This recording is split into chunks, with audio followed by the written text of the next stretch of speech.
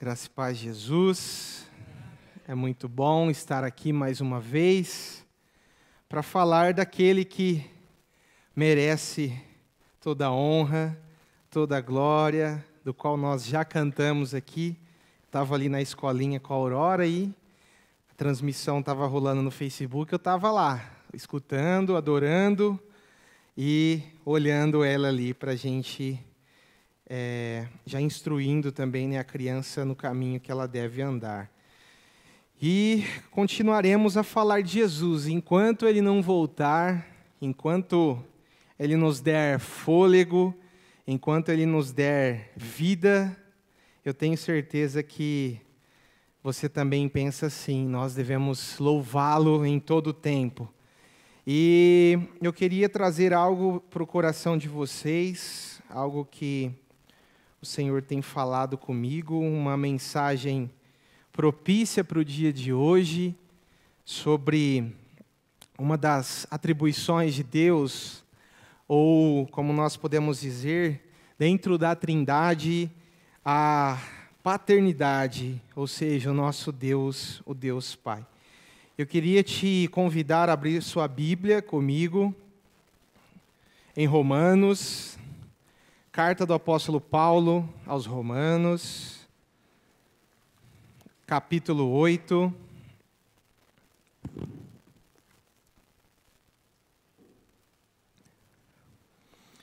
Nós vamos ler aqui alguns versos. Carta de Paulo aos Romanos, capítulo 8, versos 14 até o 17.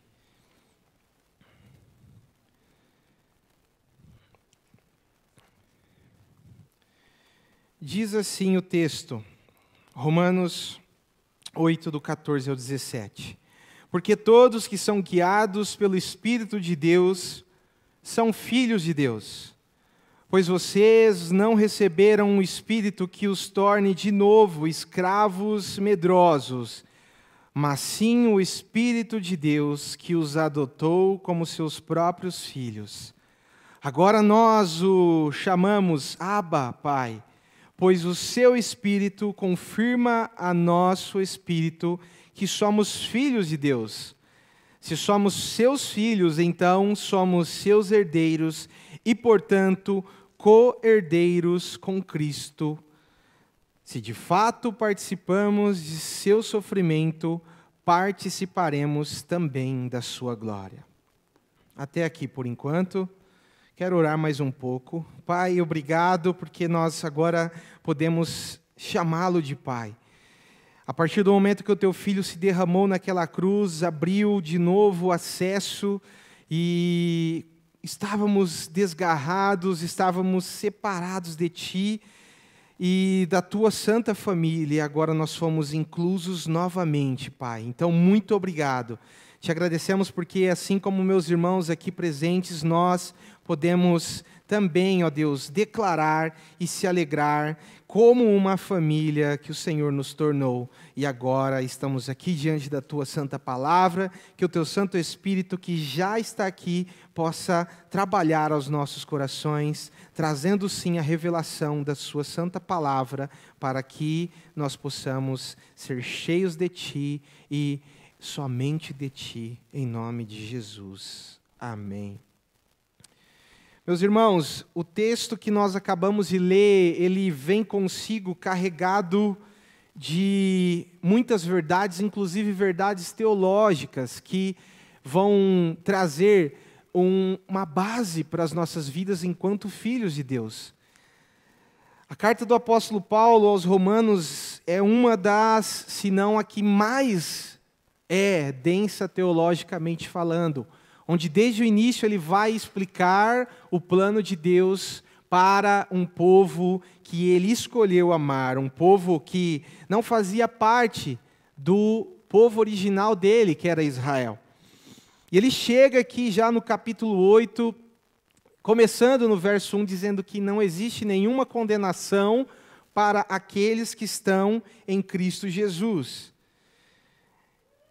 E o que eu quero dizer hoje, meditando aqui,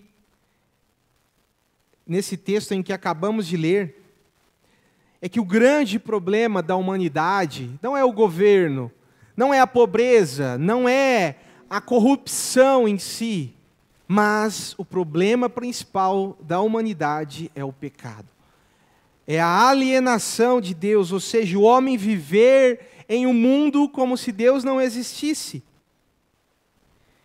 E o que eu quero hoje, a proposta do Espírito Santo para nós hoje, é de que essa alienação que o homem, a humanidade vive, não é apenas no sentido de Deus como um ser divino, de Deus como um ser que governa e é soberano sobre todas as coisas, mas principalmente porque, mesmo dentro do meio cristão, as pessoas que se dizem cristãos não conseguem enxergar Deus como um pai. Eu diria que esse é o papel mais importante para as nossas vidas. Muito embora Ele seja o nosso Criador, através do Seu Filho, Ele é o nosso Salvador, por meio do Santo Espírito, Ele é o nosso Consolador. Mas, enfatizando hoje, nós queremos falar desse papel de Deus como nosso Pai. Pois Deus Ele enviou o Seu Filho para nos incluir novamente na Sua família, para nos colocar novamente, tirar-nos dessa alienação, desse mundo estranho, que muito embora estejamos nele ainda, mas um dia seremos levados para o novo céu e uma nova terra, a nova Jerusalém. Deus Ele chamou-nos para participar de uma grande família, uma família multiétnica, cheia de povos, de línguas e raças, onde nós podemos chamar um irmão, uma pessoa de irmão, mesmo não fazendo parte da nossa linha genética ou da nossa cultura em que vivemos. E esse é o poder de Deus, de nos transformar em uma família, e nós temos Ele como um Pai. E olha, muito propício falar sobre isso. É claro que o Espírito Santo é quem coordena, e eu estava orando, pedindo Deus, e para mim, algo especial, porque é o meu primeiro dia dos pais como pai, de fato, né? Ano passado a Aurora ainda estava ali na barriga da Bia, sendo gerada, e, gente, como é gostoso, né? Para quem realmente já provou e tem isso, né? Participa como um pai que tem ali uma família, como é gostoso. E falando sobre isso, essa semana eu vi uma frase no Facebook de uma pessoa que me tocou profundamente. A frase dizia o seguinte: não tem presente para quem não é presente. Pense nisso. Uma frase muito forte, poderosa, mas que quantas pessoas não sofrem por não terem um pai presente, ou carregam essa dor. Até mesmo aqueles que perderam os seus pais, que já descansam, ou aqueles que têm um pai, mas é órfão de pai vivo.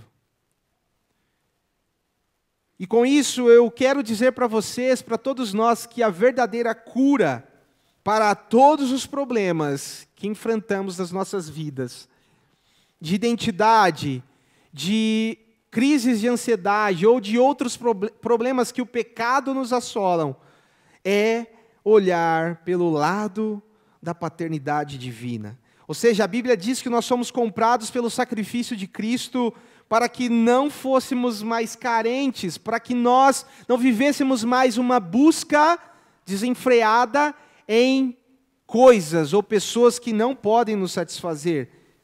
Muito embora nós, como pais, agora eu dizendo, me colocando nessa posição, e aos pais presentes e que estão nos assistindo, precisam se inspirar, precisam ter um padrão. Obviamente nunca conseguiremos ser um pai tão maravilhoso e amoroso como Deus, mas muito embora nós busquemos se espelhar em Deus como um pai, nós não podemos ser o salvador dos nossos filhos. Nós não podemos ser aquele do qual as pessoas vão dizer, os nossos filhos, ou pessoas que fazem parte do nosso convívio, vão dizer: eu não consigo viver sem você.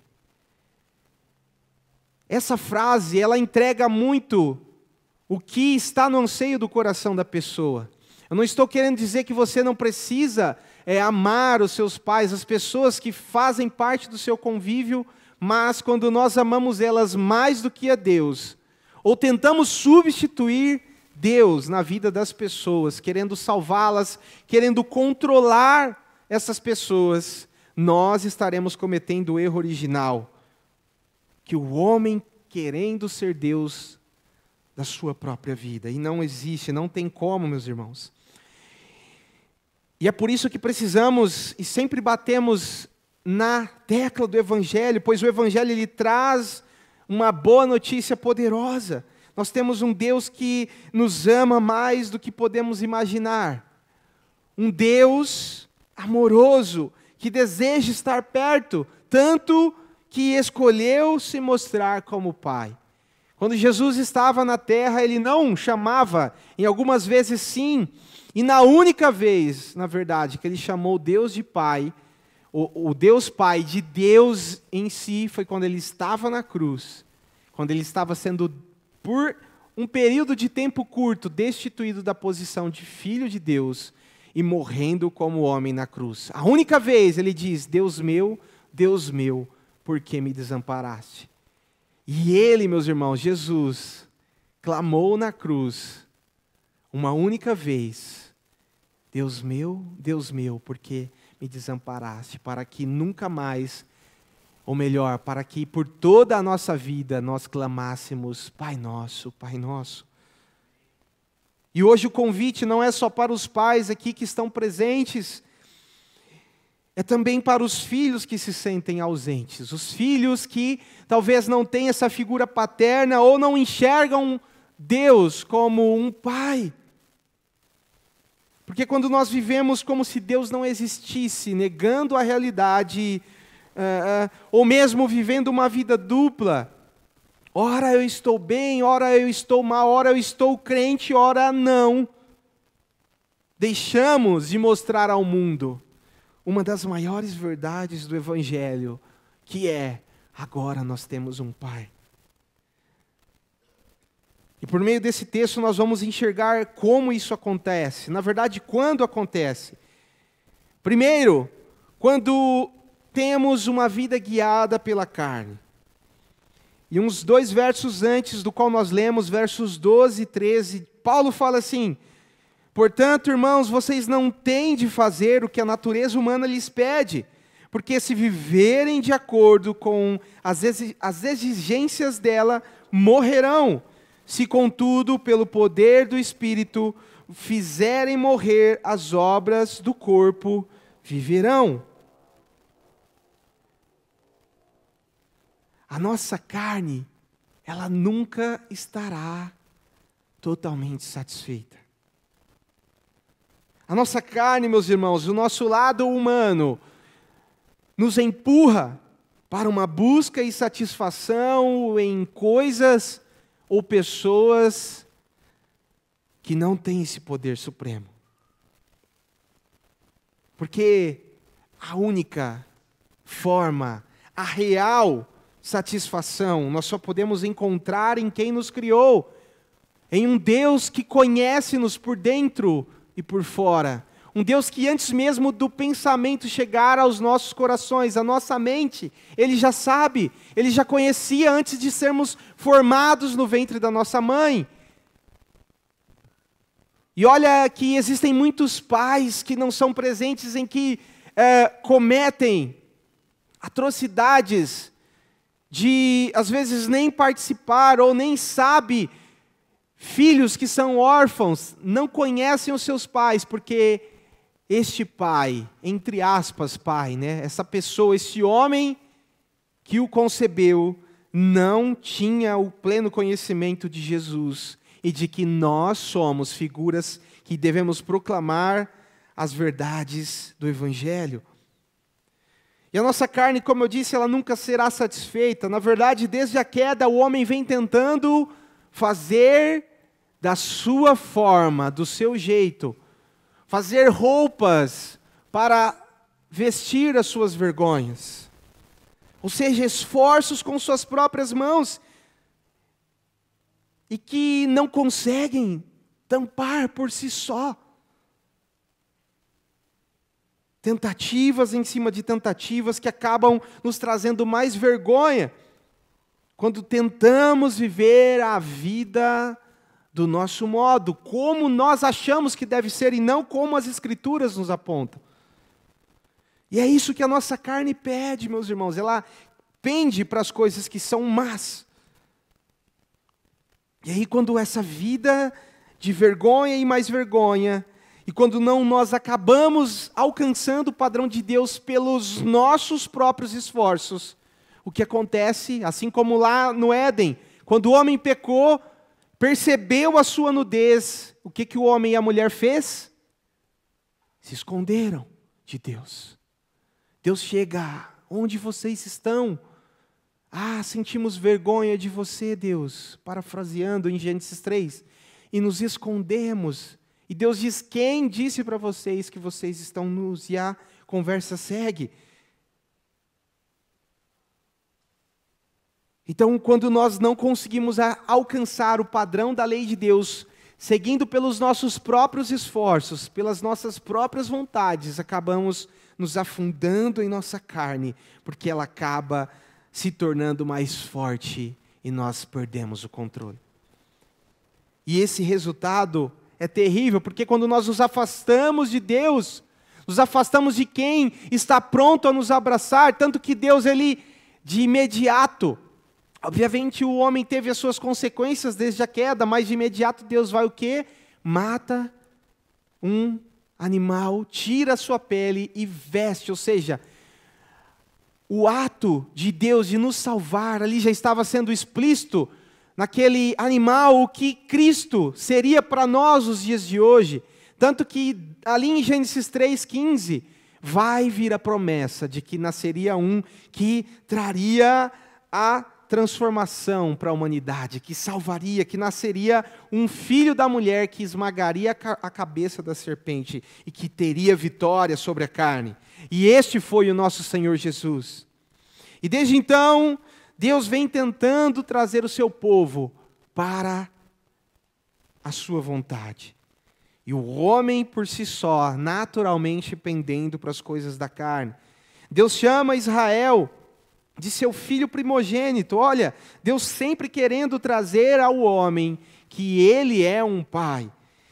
Em Êxodo capítulo 4, verso 22, diz o texto, você dirá a Faraó, assim diz o Senhor, Israel é meu filho mais velho. Ou seja, o Senhor chama os seus filhos à transformação, chama um povo para a libertação. E ali na trajetória do Êxodo, quando Deus tira aquele povo da terra do Egito,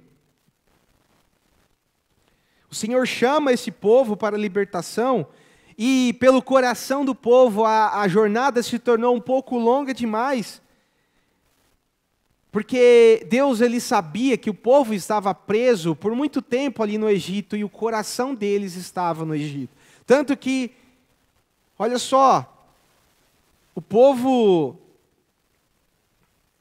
por estar naquela época sido exposto os prazeres fúteis e desenfreados, as coisas que existiam lá no Egito, mesmo em meio à escravidão, aos chicotes que eles recebiam, mas tinham comida para comer, um lugar para dormir, ok, está tudo bem.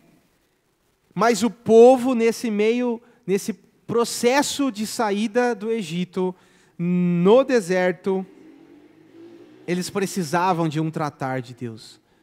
Eles precisavam ser transformados. Em Êxodo 14, verso 11, olha só, o povo reclamando, expondo o coração, ou seja, o lado carnal, o nosso lado, quando nós às vezes nos percebemos reclamando da situação. O governo está assim, está acontecendo isso, e acabamos nos afundando nas nossas reclamações, sem perceber que estamos agindo, deixando a nossa carne falar mais alto. O povo disse a Israel, verso 11 de Êxodo 14, por que você nos trouxe ao deserto para morrer? Não havia sepulturas no Egito, O que você fez conosco? Por que nos forçou a sair do Egito? E isso aqui que eu acho que talvez tenha doído tanto o coração de Moisés, o povo diz no verso 12 parte B, é melhor ser escravo no Egito do que ser um cadáver no deserto. E às vezes dói o coração de Deus quando nós reclamamos de algumas coisas que às vezes não está como nós queríamos que estivesse.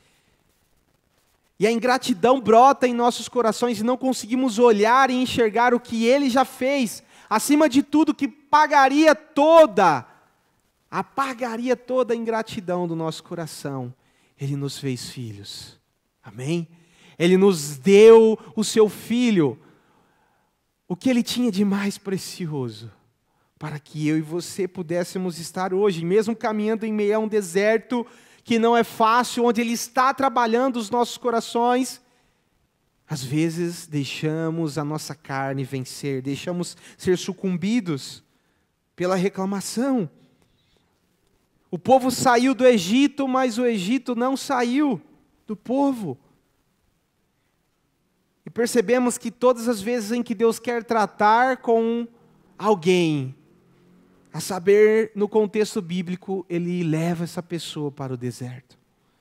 Deserto, terra árida, parece ser o universo na qual a atração da nossa carne permanece forte e ao qual precisamos resistir quando nós somos levados para os nossos desertos espirituais. A carne quer falar mais alto, quer vencer.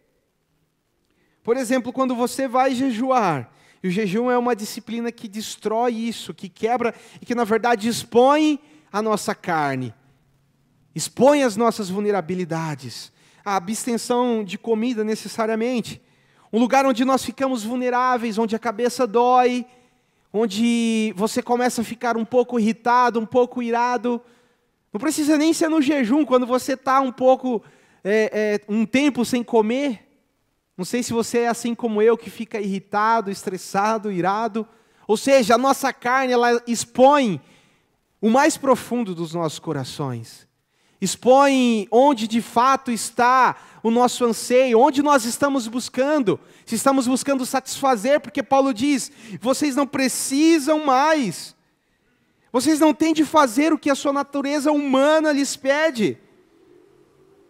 Porque se viverem de acordo com as exigências dela, morrerão. Olha só, não foi o que Deus disse para o homem e a mulher? Não comam deste fruto, que no dia em que comerem deles, certamente morrerão.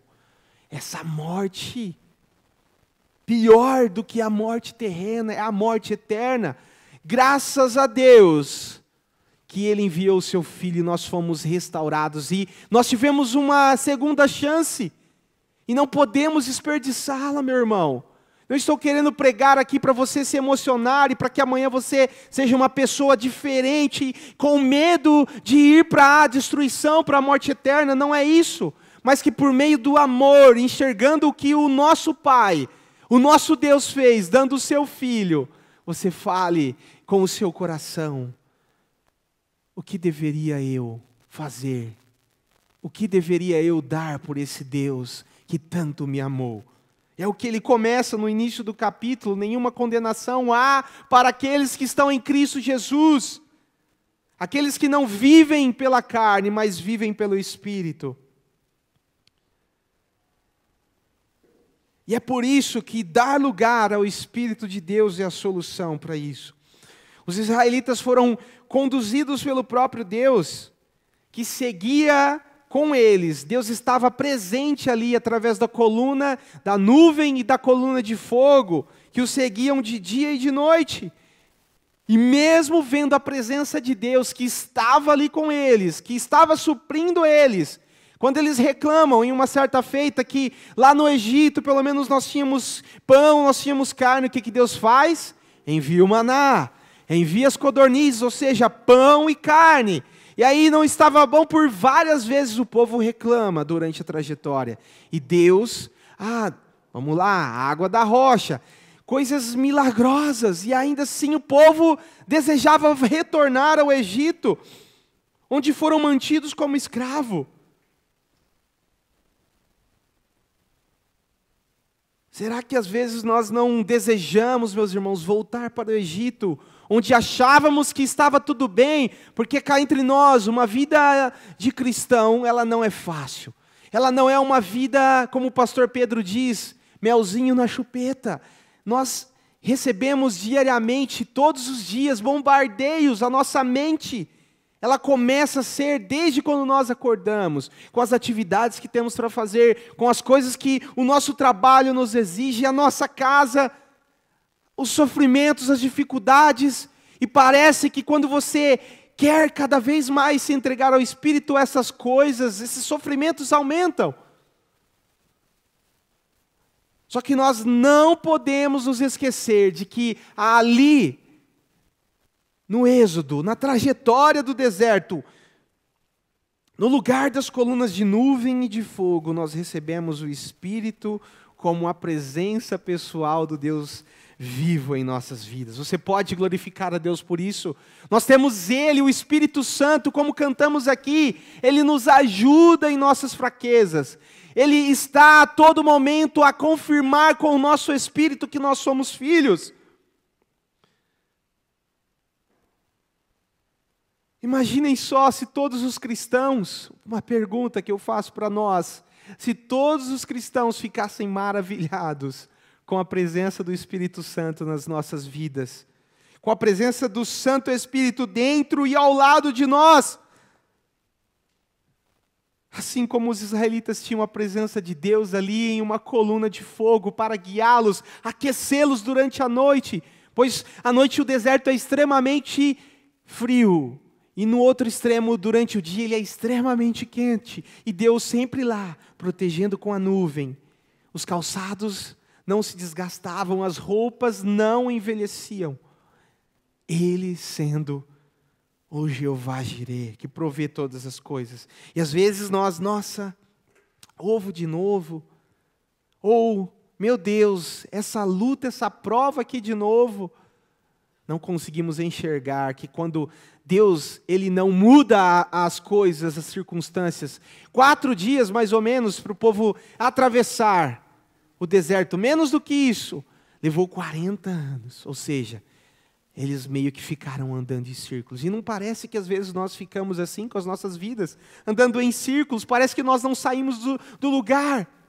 Mas irmão, faça uma avaliação na sua vida, veja, não pelo lado material ou das coisas externas, enxergue o seu interior, o quanto você é hoje mais dependente de Deus, o quanto você entende Ele como seu Pai. Por isso, assim como eles foram tentados no deserto, nós também seremos tentados muitas e muitas e muitas vezes a desistir da luta. E pior, voltar ao Egito, meu irmão. Repete para o seu coração uma coisa, está fora de cogitação. Não deixe passar pela sua mente de voltar para o Egito, de voltar a praticar as coisas, de voltar ao lugar da escravidão. Não se entregue, não desista, não se surpreenda se for difícil o caminho e pedregoso. É sempre assim. É sempre assim quando se vai sair do Egito para Canaã, até o último dia, a nova Jerusalém. E aqui nós vamos para a segunda parte. Como que nós precisamos viver, então, a partir dessa realidade? Ou seja, entendendo que a nossa carne, ela vai sempre nos chamar a viver por ela. A resposta a tudo isso é o que Paulo diz no texto aqui, uma vida guiada pelo Espírito.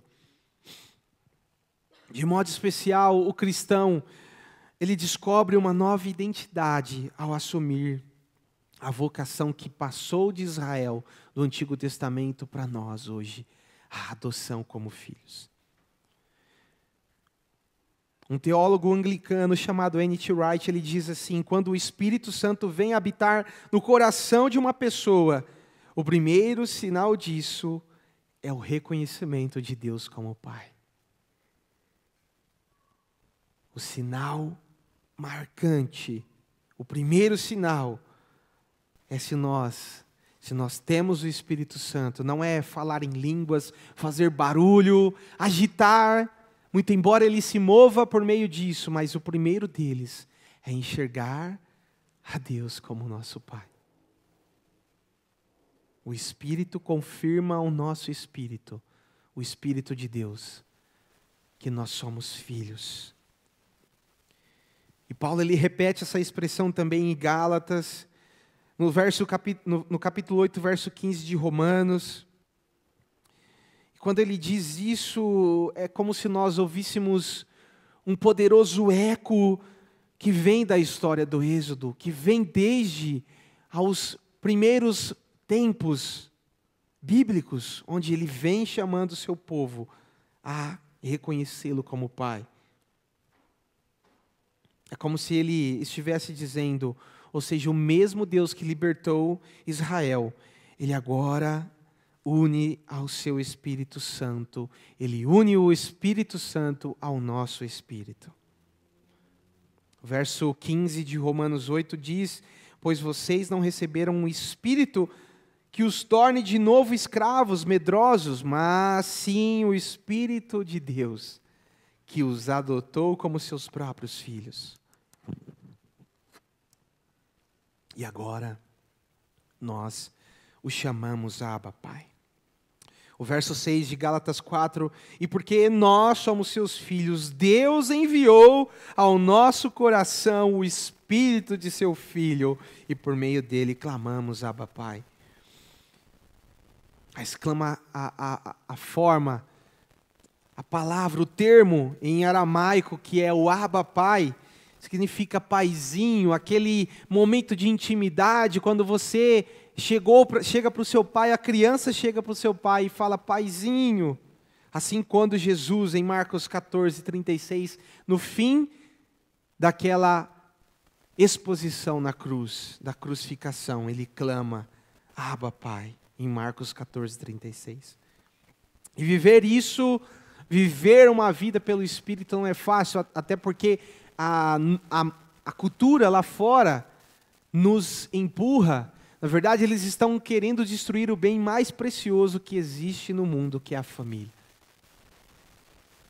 Começa até por essas ideologias de gênero, até mesmo para questões de arquitetura. Por exemplo, as casas hoje, elas não têm uma mesa mais como antes. Elas já são projetadas com uma mesa, ou até mesmo com apenas um balcão. E as famílias não sentam mais à mesa, não tem mais este momento de relacionamento. E caminhar, viver uma vida pelo Espírito, pregando que nós temos um Pai, é viver na contramão da cultura.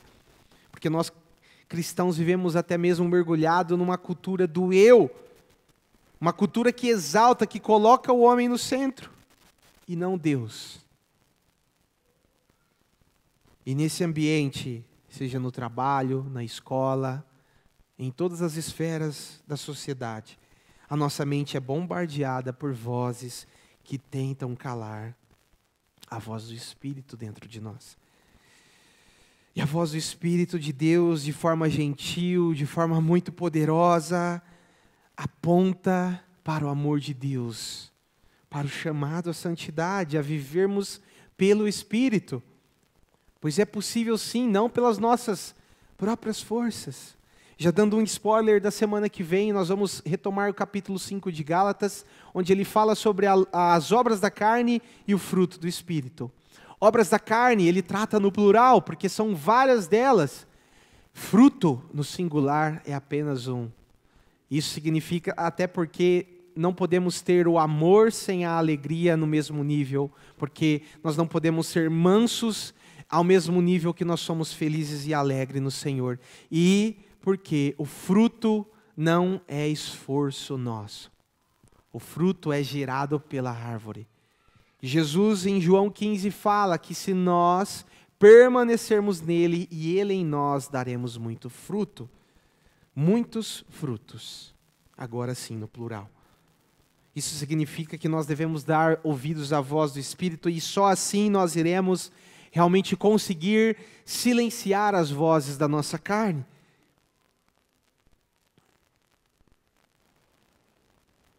E um aspecto chave de nosso discipulado cristão está em reconhecermos essa voz e alimentarmos a habilidade de ouvi-la.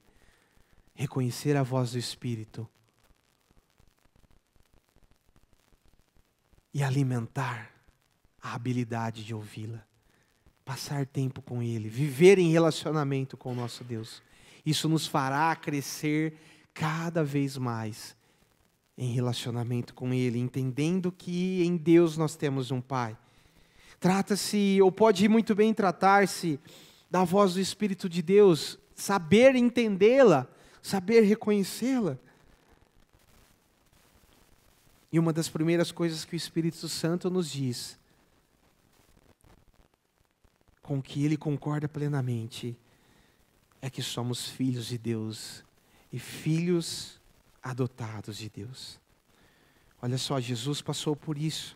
O que antecedeu a sua luta e seu ministério visível antes de Jesus sair, em Mateus capítulo 3, nós temos o episódio do batismo dele, onde ao ser batizado, o Espírito desceu em forma de pomba e uma voz que dizia: este é meu filho amado.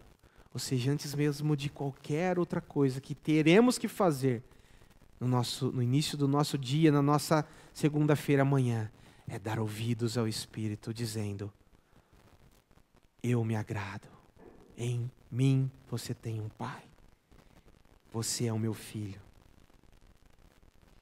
Isso nos traz um senso de identidade. Nós não vivemos escravos do que a carne nos diz ou do que o mundo nos taxa. O mundo bota um rótulo em cada um de nós e trata-nos mais como coisas do que propriamente como pessoas. A ordem se inverteu. Hoje não mais se amam pessoas, amam-se coisas e possuem pessoas. E nós precisamos ir contra essa cultura, de modo em que não dizendo vocês estão errados, vocês estão... Não é bem assim. Mas por meio do exemplo, de uma vida piedosa, de uma vida amorosa, de uma vida de filho, ir e levar o amor de Deus por meio do Espírito Santo em nós. Precisamos dar ouvidos ao Espírito. E dar ouvido a essa verdade é importante, pois ela nos conecta com uma realidade futura. E aqui eu já parto para o final. Uma realidade, uma verdade que se aproxima, que à medida que nós nos entregamos ao processo de santificação, ou seja, o propósito para o qual nós somos chamados antes mesmo da fundação do mundo. Em Romanos 8:29 diz que Ele de antemão, ou seja, antes de qualquer coisa, nos predestinou para nos parecermos com o Filho dEle. É por isso que nossa missão é levando as pessoas a um relacionamento com Cristo. E a pergunta é, como nos tornamos filhos? Como?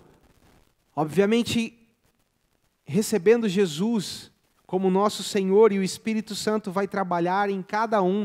Eu sei que trabalhou em cada um de nós aqui, em mim e em você, para enxergar essa verdade. E quando nós esperamos, além de sermos chamados, esperamos confiantes na promessa, ainda que com lutas e com sofrimentos. Olha só o verso 17 de Romanos 8. Se somos seus filhos, ou seja, uma condição, se vocês são filhos, então somos seus herdeiros e, portanto, co-herdeiros com Cristo, se, de fato, participamos de seu sofrimento, participaremos também de sua glória. E essa é uma verdade, meu irmão, que deveria te motivar todos os dias.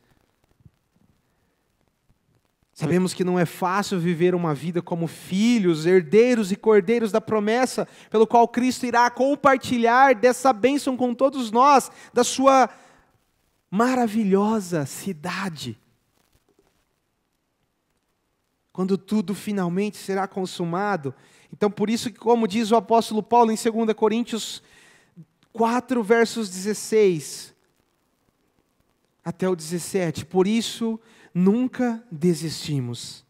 Repete comigo isso. Por isso, nunca desistimos. Ainda que o nosso interior, olha, esteja morrendo, o nosso interior está sendo renovado a cada dia. Verso 17, pois estas aflições pequenas e momentâneas que agora enfrentamos produzem para nós uma glória que pesa mais que todas as angústias e durará para sempre. Viver como filhos é viver proclamando uma realidade futura. E como nós fazemos isso? Porque Paulo aqui está relembrando aos irmãos de Roma, em Cristo a promessa feita a Abraão é que ele e sua família herdariam ao mundo. E essa bênção se estendeu a nós, pois a promessa de Deus a Abraão que foi dada a ele é que ele seria um pai de multidões. E o que isso significa para nós? Que todo mundo, até mesmo toda a criação, pertence ao Messias e ao seu povo. E quando Jesus voltar, na consumação de todas as coisas, em sua vitória final, toda a criação também será liberta da corrupção e da decadência para sempre. E é por isso que eu concluo dizendo: por que precisamos nos tornar filhos? Precisamos ser, meus irmãos, resposta de Deus para um mundo caído, que após o pecado, onde existe essa desordem no mundo, que mesmo em meio à desordem, nós vivemos como filhos, para que um dia a consumação, a restauração de todas as coisas, até mesmo da própria natureza, aconteça. E verdadeiros pais são aqueles que geram filhos. E eu vou te explicar, e aqui nós fechamos o raciocínio desse sermão. Pois como os filhos manifestos, a Bíblia diz, Romanos 8, um pouco mais, o verso 19 diz: pois toda a criação aguarda com grande expectativa o dia em que os filhos de Deus serão revelados. Verso 20, toda a criação, não por vontade própria, foi submetida por Deus a uma existência fútil, na esperança de que com os filhos de Deus, nós, a criação, seja gloriosamente liberta da decadência que a escraviza. E olha só o verso 22, pois sabemos que até agora toda a criação geme como em dores de parto. E nós, os que cremos, também gememos, embora tenhamos o Espírito em nós, como antecipação da glória futura, pois aguardamos ansiosos pelo dia em que desfrutaremos nossos direitos de adoção, incluindo a redenção de nosso corpo. Ou seja, a natureza está clamando, está gemendo, para que nós, os filhos de Deus, sejam manifestos, para que nós possamos povoar a terra, pregar a todas as pessoas, ou seja, pais maduros que geram outros filhos, para que a verdade última, a consumação de todas as coisas, como está em Apocalipse, novo céu, nova terra, aconteça. Sendo assim, tornando-nos filhos maduros, passaremos a nos tornar pais. E antes mesmo disso, antes de nos tornarmos pais, precisamos nos tornar filhos de Deus, porque ser filho importa, para que entendendo o grande amor dele, possamos nos tornar verdadeiros pais. E é por isso que nós precisamos nos tornar filhos. E aqui eu encerro. Para encerrar de vez, eu tenho que falar 3 vezes que estou encerrando, tá bom? E já... Existe um chamado à maturidade cristã para mim e para você, meu irmão. Não estou dizendo a pais aqui principalmente, mas para todos aqueles que geram filhos espirituais. 1 de João, capítulo 2, versos 11 a 14, diz assim: escreva vocês, filhinhos, porque seus pecados foram perdoados pelo nome de Jesus.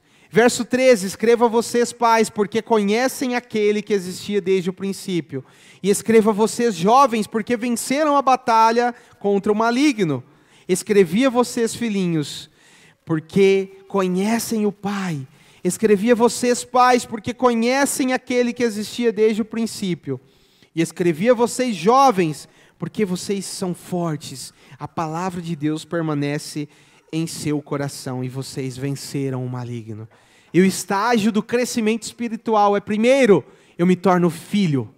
Eu reconheço, e aqui filho é entender que os nossos pecados foram perdoados. Entender que Deus se revela a nós, a filhos, como um pai, ou seja, nós fomos adotados. Só que a maturidade ela acontece quando transicionamos de filhos para jovens. E isso acontece, o que diferencia um filhinho de um jovem é quando a palavra começa a permanecer. E aí os jovens, eles são distinguidos, ou seja, nós conseguimos ver, enxergar se nós estamos jovens no crescimento, na maturidade espiritual, quando no texto em que lemos aqui diz, vencem a batalha do maligno, são constantes, vencem o pecado, são fortes. Outra coisa dos jovens, da característica deles, é que a palavra começa a criar raízes, ou seja, permanece no coração deles e começa a praticar. E o último estágio, o terceiro, e essa transição do jovem para o pai acontece quando se começa a cuidar de alguém. E os pais, eles são característicos porque conhecem aquele que existe desde o início, o nosso Deus. E não somente isso, mas começam a se aprofundar em quem é Deus, em quem é o nosso Pai, no conhecimento dEle. E por fim, começa a cuidar de um filhinho. Todos nós somos convidados, meus irmãos. Nós estamos aqui porque alguém decidiu cuidar da gente. Alguém lá atrás decidiu investir tempo, espiritualmente falando. E nós, eu e você estamos aqui, somos convidados. E como eu posso crescer espiritualmente? Quando eu passar a dar a vida por alguém, a dar a minha vida pela missão. Eu queria orar com você, para que essa mensagem possa, essa semente possa permanecer em nossos corações. Deus, nós te louvamos, Pai. Obrigado porque antes da fundação do mundo, o Senhor já tinha nos escolhido, e em seu Filho nós fomos salvos, nós fomos conquistados pelo seu amor, porque o teu Espírito habitou nos nossos corações e nos convenceu do pecado, do juízo e de tudo aquilo que nós precisamos tirar de nós, ó Deus. Pedimos pela tua graça que essa palavra, essa semente permaneça nos nossos corações. E que assim nós possamos proclamar essas verdades. E pelo Teu Espírito Santo ser guiado a cuidar de outras pessoas. Porque assim nós estaremos apressando a Sua volta. Apressando a restauração de todas as coisas. Pois a natureza aguarda. Todas as pessoas gemem na expectativa da manifestação dos Teus filhos. Assim nós pedimos humildemente e Te agradecemos no nome de Jesus. Amém.